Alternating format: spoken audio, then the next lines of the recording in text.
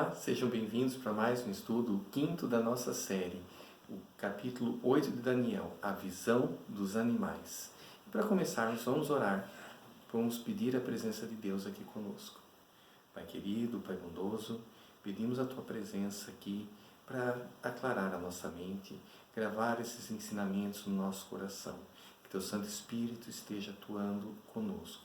E agradecemos pelo Teu cuidado por nós, pois vemos através desses estudos que tudo na história está dentro dos Teus planos, tudo está nas Tuas mãos.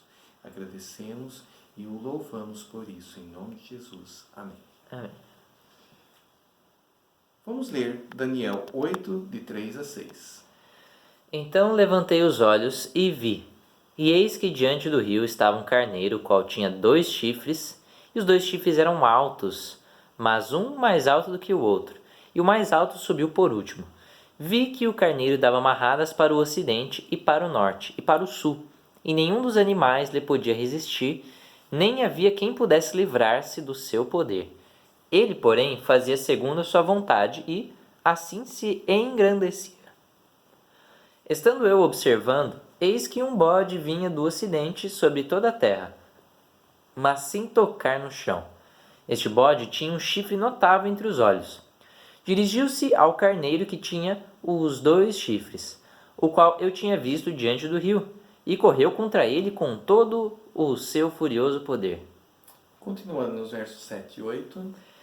Viu chegar perto do carneiro e, enfurecido contra ele, o feriu e lhe quebrou os 2 chifres, pois não havia força no carneiro para lhe resistir. E o bode o lançou por terra, e o pisou aos pés, e não houve quem pudesse livrar o carneiro do poder dele.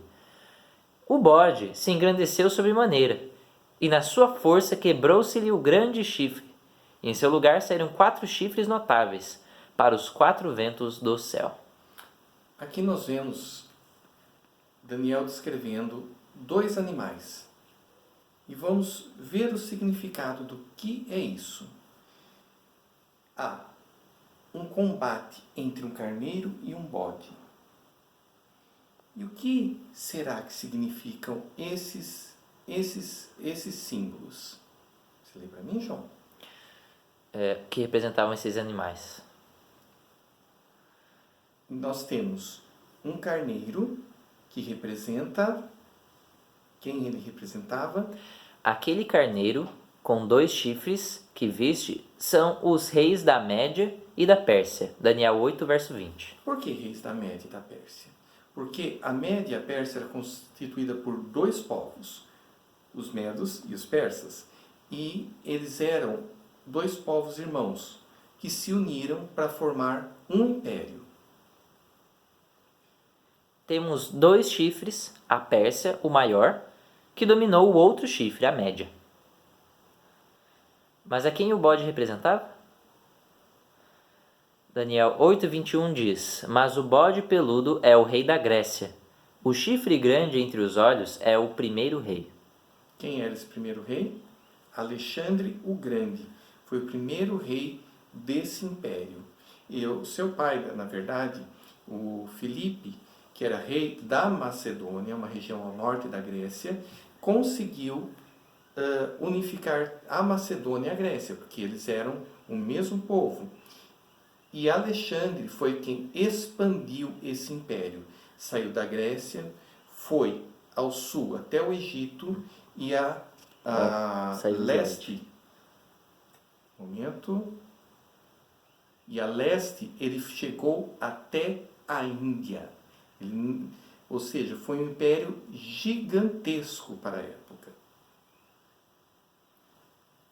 Quando Alexandre o Grande estava no auge de sua fama e conquista, morreu. O grande chifre foi quebrado.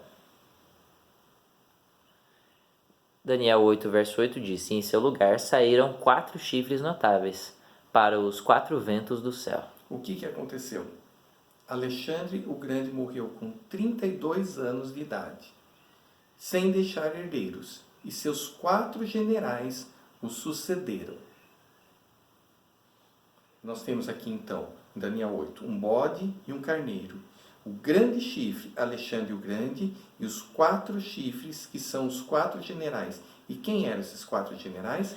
Cassandro, Seleuco, Lisímaco e Ptolomeu. Eles formaram reinos que substituíram o Império Greco-Macedônico, mas que jamais tiveram o mesmo poder, só que mantiveram toda aquela cultura grega chamada cultura helenística também. E vamos ver lá em Daniel 8, verso 9. De um dos chifres saiu um chifre pequeno e se tornou muito forte para o sul, para o oriente e para a terra gloriosa. Quem é o príncipe do exército? Quem é?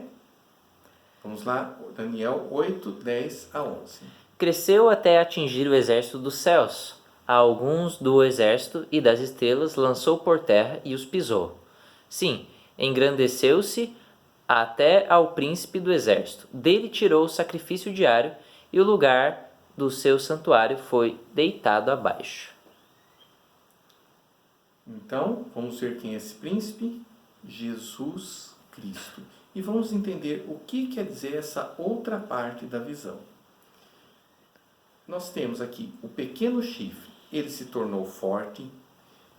Pode continuar. Teve um crescimento geográfico, destruiu o exército celeste, lança por terra a verdade e ataca o povo de Deus. Vamos ver Daniel 8, de 12 a 13. O exército lhe foi entregue, com sacrifício diário por causa das transgressões, e deitou por terra a verdade, e o que fez prosperou. Depois houve um santo que falava, e disse outro santo àquele que falava: Até quando durará a visão do sacrifício diário e da transgressão assoladora? Visão na qual é entregue o santuário e o exército a fim de serem pisados? Então, nós temos aqui um poder político e religioso se projetaria e buscaria destruir a verdade sobre Jesus e o seu Sacrifício. A verdade sobre Jesus, o único intermediário entre Deus e os homens, seria prostrada ao chão. A verdade sobre a lei divina, que mostra o caminho da obediência a Deus para homens e mulheres, seria substituída por tradições humanas. Que poder será esse que fez isso? Por quanto tempo a verdade sobre Jesus, o único Salvador, seria lançado por terra? Em Daniel 8, verso 14 diz: Ele me disse, até 2.300 tardes e manhãs, e o santuário será purificado.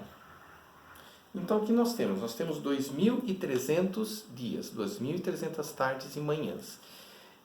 Nós temos um lugar, nós temos o santuário, e nós temos um evento, a sua purificação.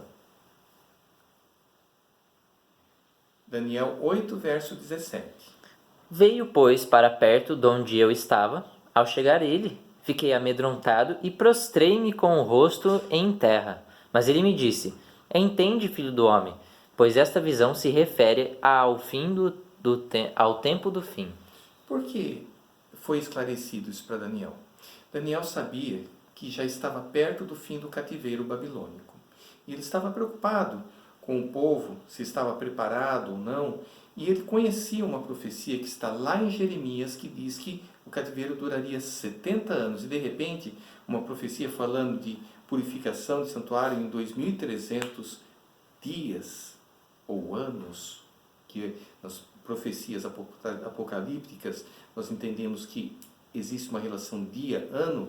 Ele ficou assustado. Então, em vez de 70 anos, o povo ficaria no cativeiro por 2.300 anos? Então veio a explicação para ele não se assustar, porque se tratava de coisas muito distantes para o tempo do fim, essa visão. Daniel 8:19.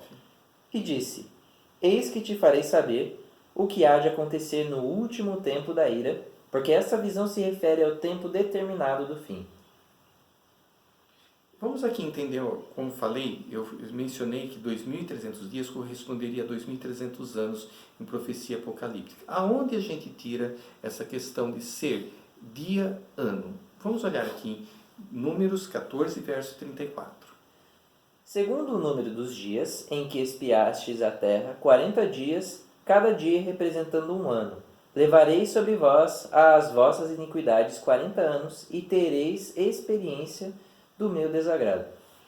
Esse episódio aconteceu lá durante o Êxodo, logo que eles saíram do Egito.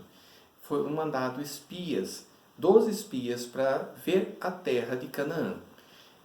Eles ficaram 40 dias vagueando pela terra de Canaã, conhecendo. E quando voltaram, 2 dos espias, Caleb e Josué, falaram: vamos subir, Deus está conosco, a gente vai vencer, nós podemos ser vitoriosos. Mas 10 desses espias falaram que não vão, porque nós vamos ser derrotados, lá tem gigantes, cidades fortificadas, vamos voltar para o Egito. E o povo ficou desesperado, porque eles iam morrer, era melhor voltar para o Egito. E o que isso demonstrou? Falta de confiança em Deus. Então, o que Deus falou para eles? Olha, para cada dia que os espias ficaram na terra de Canaã, será 1 ano de peregrinação pelo deserto. E vocês, essa geração toda de 20 anos para cima, não entrarão em Canaã, porque duvidaram de mim. Seus filhos, seus netos entrarão, mas vocês não. Então, aí a gente percebe que Deus tem esse entendimento de cada dia 1 ano. E vamos ver Ezequiel 4, verso 5. Porque eu te dei os anos da sua iniquidade, segundo o número dos dias, 390 dias, e levarás sobre ti a iniquidade da casa de Israel. Aqui nós vemos mais uma vez uma outra profecia que não vem ao caso, mas mostrando a relação dia-ano. E Levítico 25, verso 8. Contarás 7 semanas de anos, 7 vezes 7 anos, de maneira que os dias das 7 semanas de anos te serão 49 anos. Ou seja, 7 semanas de 7 dias dá 49 dias. Mas como está explicando aqui, para cada dia 1 ano. Então, 49 anos. Assim está a explicação da onde vem essa interpretação de que em a profecia apocalíptica nós entendemos que cada dia corresponde a 1 ano. Então, se nós temos 2.300 dias, então nós temos 2.300 anos. 2.300 anos, desde o tempo de Daniel, nos leva ao final dos tempos, ao tempo do fim. A Bíblia nos fala de 2 santuários. Se vocês se lembrarem, Moisés construiu uma maquete do que ele viu lá do céu. Tanto que foi falado para Moisés: construa um santuário conforme o que você viu lá no céu. Então, nós temos, na verdade, um santuário lá no céu. Por quê? O santuário terrestre existe? Não.